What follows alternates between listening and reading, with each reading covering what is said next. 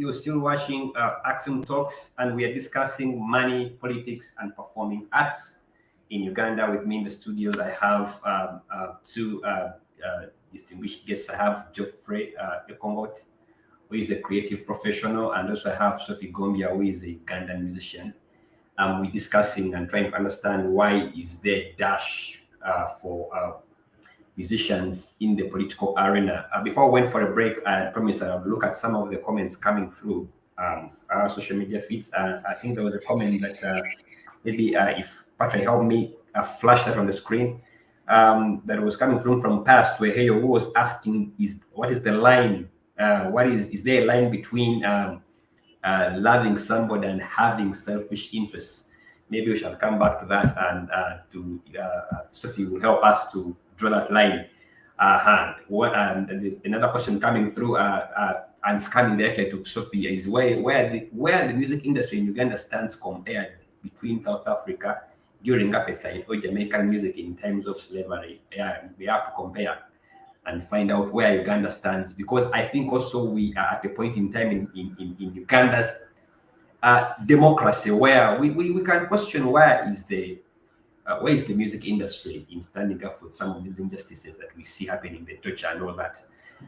Maybe let me start with that before we can proceed. Sophie, can you respond to that question from Past to here? I will start with the last question. Okay. Jeff Papa, what is the meaning of munching? What's the meaning of munching in Uganda? Is it kuswankula kind of, yeah? Kuswankula. Is that yes. right? Yeah. Now, yes. Sorry, wherever I'm getting. Most of the musicians we support, yes, we get it is a money generating platform. But there are a lot of musicians who are badly off. We get money up there and we start munching. Kuswankula for these young people. It is your right to eat, yes, but it is bad when you munch. When there are angry people around. So what we're doing now is dividing the industry. Yes, it is okay to support, like it is okay to love someone, but to a limit. Yeah? I get you. Yes. You love when you're not respecting my liberty, my rights to something. So the line between loving someone and supporting someone. It is that munching issue. Okay. Can I come in to say something? Please. Yeah, just to support her point, I think what she's trying to say, some of these musicians who have been paid by these politicians they have been showing off in a way that is arrogant and braggart, and they have triggered envy and jealous and in the process created hatred. You see this recipe of arrogance and bragging about getting so much money, just in a country like Uganda, where the majority are poor, including your fellow artists are poor. Including me. Don't exclude me. Yes. So this triggers jealousy, envy, and most obviously hatred. And it's well-deserved hatred, because you can't be inconsiderate in this. If you're lucky, if you're blessed to have something more than your neighbors, don't go showing off that you have. If you want to show off, then share. If you're not willing to share, then keep it to yourself. That's the whole attitude that she's trying to deal with. All right. But still in the same breath, there was a question. I think I'll also add a spin to it. We all know how instrumental music in South Africa was in fighting apartheid. We saw also how instrumental music was in for example, in Zimbabwe, for self-rule of Zimbabwe for a long time. But also, I think you threw in an example of Jamaica. Why is it that in Uganda, because we all live in the country Uganda right now we are living in, we are seeing injustices, the things you're talking about, people who are doing badly economically, socially excluded and all that. But why do we have less voices of musicians singing about these injustices? Why is the industry shying away from singing about the real issues that affect people, and then they go And it's not just the music industry, but even the performing arts. You see, when you go to watch comedy, you see they act on the lighter issues, but the real socio-economic problems are not necessarily focused on by the performing arts industry. What is the problem? Now, Felix, I can see you want us to get good chiboko here.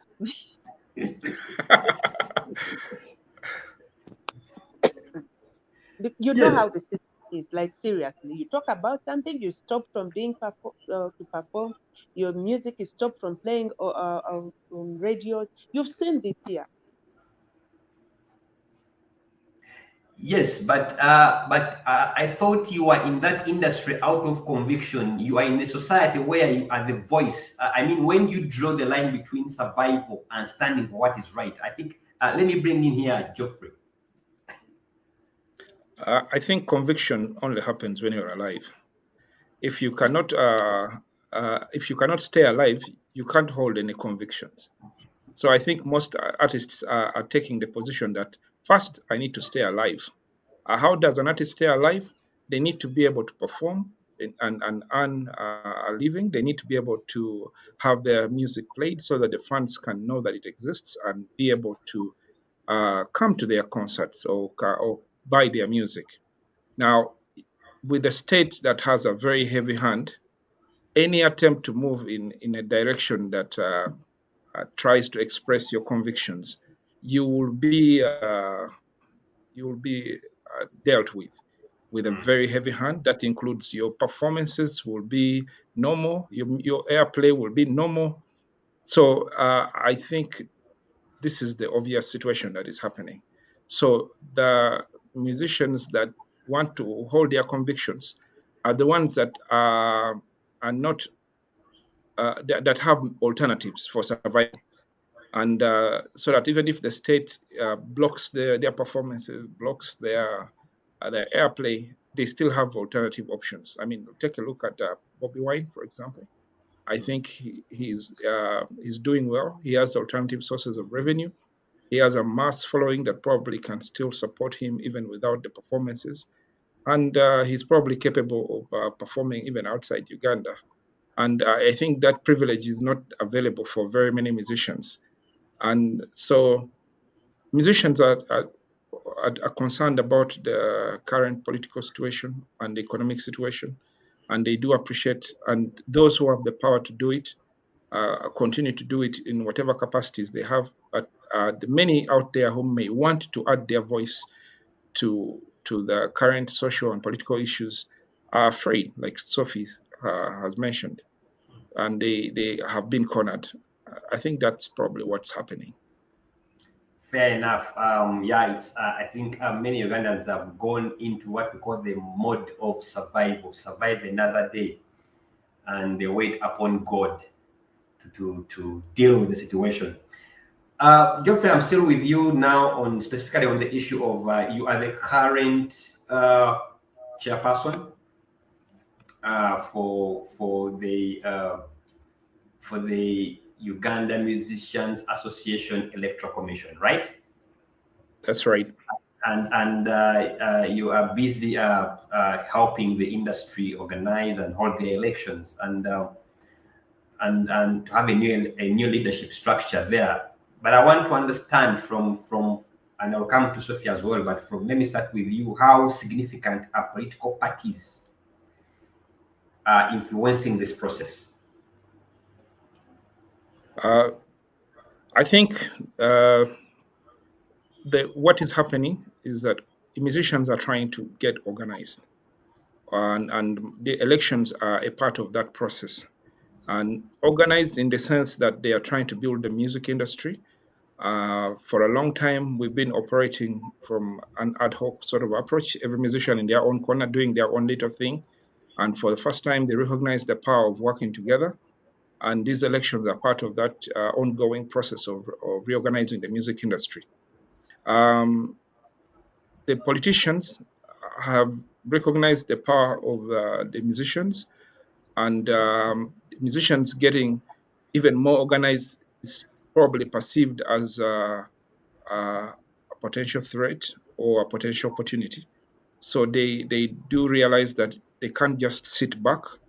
they must play some kind of role, and the typical role is to in elections is endorsement. Just like in regular political government elections, businessmen tend to mind their business throughout the year, but they do realize that a lot of their opportunities don't just come purely through business decisions, but a good number of their business opportunities come through also political influence.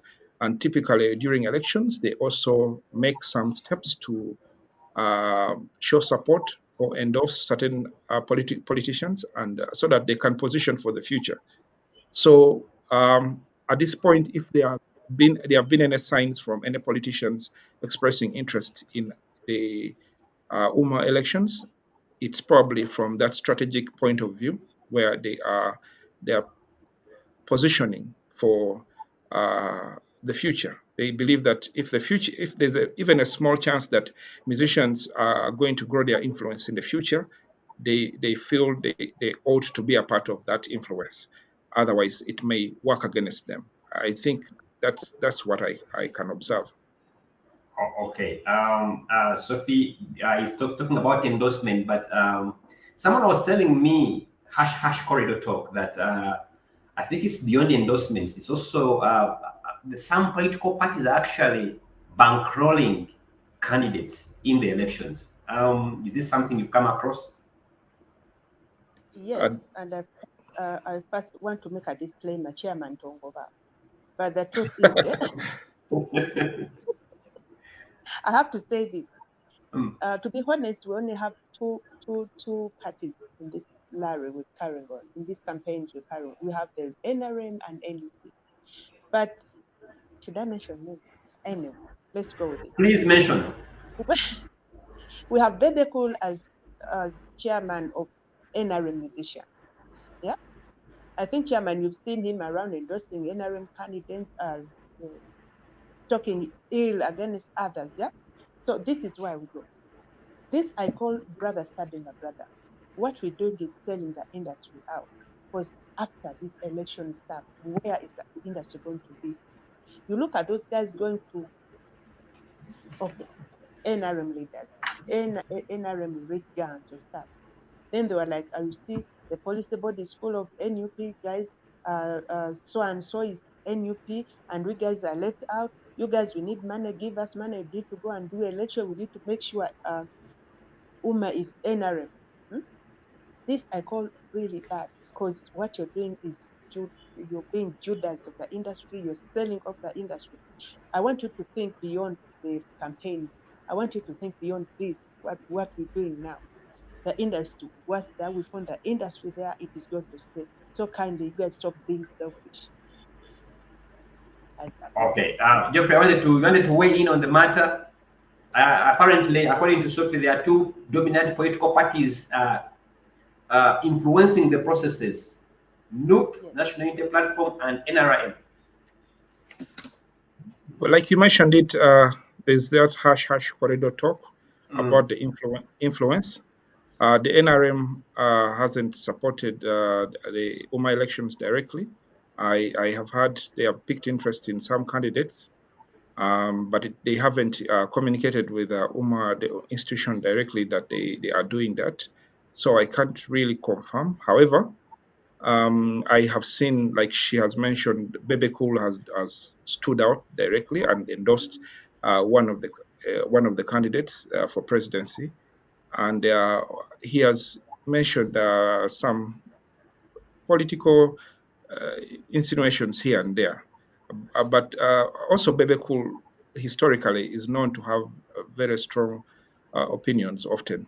And at the beginning of these very elections, he had stood out. He was against one of the candidates, and also was against the very candidate he's supporting today. But I think along the way, I agree that these political affiliations are beginning to influence the music industry. We hope that this is a temporary thing during just the elections, because the real work of building the music industry goes way beyond these political alignments. the music industry has a lot of issues that need to be dealt with, and these issues have to be handled by musicians. And whichever musician comes to the leadership of UMA has to face these issues. They need to appreciate that these issues go beyond politics. They are issues of policies, and they need to use their influence to make those policies work to the advantage of musicians. Are these endorsements coming with also the parties that are endorsing, financing those political candidates, those candidates in the association, the elections that are being held, organized? Sophie has mentioned that two parties, that is NRM and NUP. Officially, we have not been approached by NUP or NRM that they wish to support specific candidates. There is no communication that has been made officially. I have not heard from Bobby Wine's camp or about interest, apart from an endorsement that was made to one of the candidates, that's King Saha. But I think that endorsement is more from the context of Bobby Wine as a musician, not from the context of the party. I strongly think that's the context, because these musicians, they come a long way back and they've been friends for ages. But obviously, he stated that he's supporting as a musician, fellow musician. That's all. There you go. So this endorsement, from my own appreciation, it comes from that background as fellow musicians supporting a musician they've worked with for ages. That's purely what it is. But obviously, you can't stop people from misinterpreting this. And also, certain names come with certain weight, and they're always, that weight is always treated as a double-edged sword.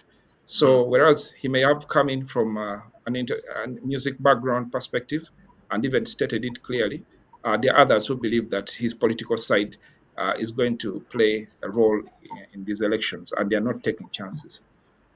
Okay, I still on that one as we wind up. Doesn't if you have two dominant political parties in the elections, whether directly or indirectly, doesn't that kind of like split or polarize the industry itself?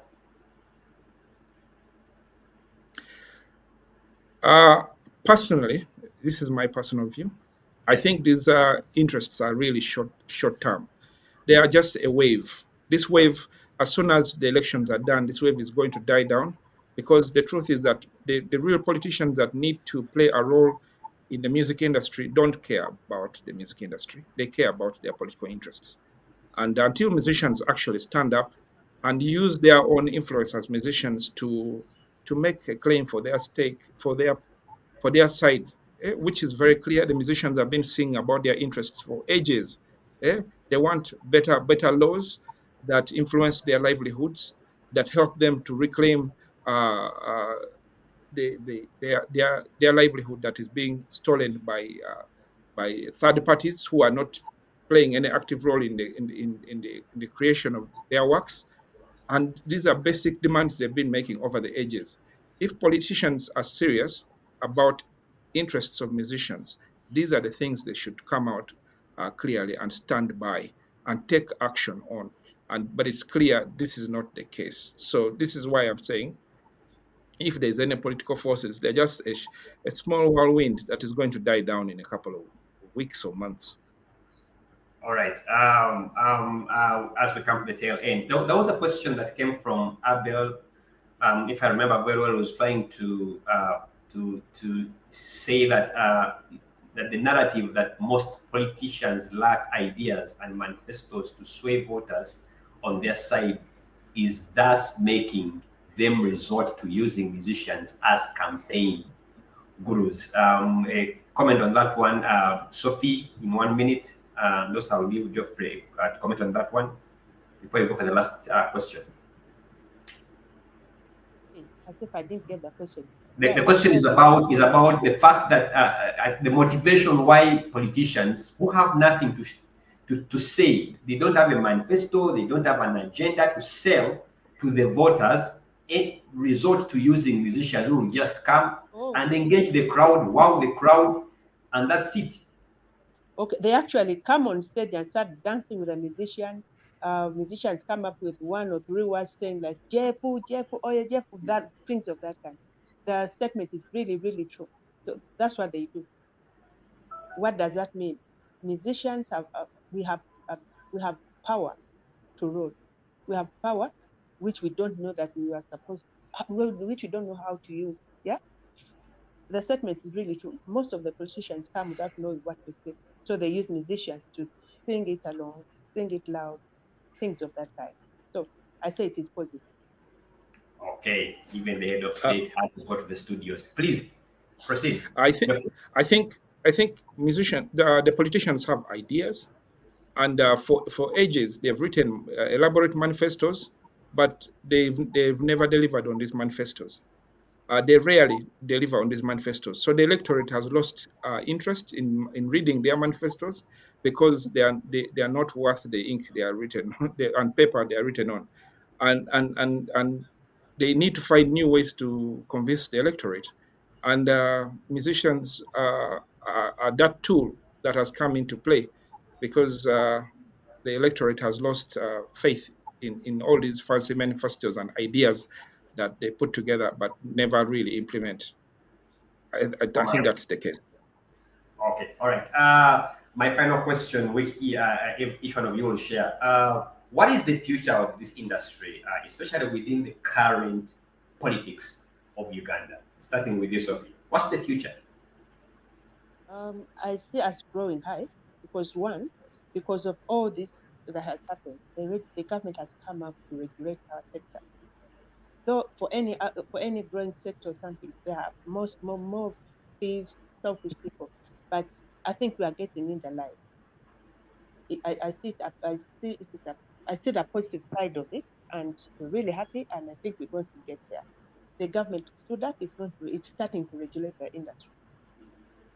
Unlike Okay. other days when most of the arts say they are self-made, no, they're not being taken care of. So with this government interference, I think it is a positive one. All right. There you have it. Geoffrey, what's the future? What do you see? Well, the future is that uh, musicians have power to influence a nation, and that's the cat. The cat is out of the bag. They have recognized this, and they are going to continue using this influence as long as the status quo doesn't change. If the status quo changes in their favor, where, for example, we have a better music industry, musicians are able to earn a good livelihood from their music, and they are able to monetize their works, uh, then more musicians will naturally gravitate back to the music industry because that's where their comfort zone is. All right, thank you so much. Indeed, it's time. It's this is the time for the industry to get organized and influence as a block. We have come to the end of the show, and with me I had Geoffrey Ekongot, who is a creative professional, he's a conceptual thinker, he's also a civic space activist. He's a man of many colors, and it's good to have you on set again today. I also had with me Sophie Gombia, who is a musician and entrepreneur. We were discussing money, politics, and performing arts in Uganda. We will catch this discussion again at some point. I myself, Felix Kafuma, was the moderator, and wish you a very great week ahead. A very good weekend ahead. Stay blessed, take care, and be safe. Live responsibly. Bye bye.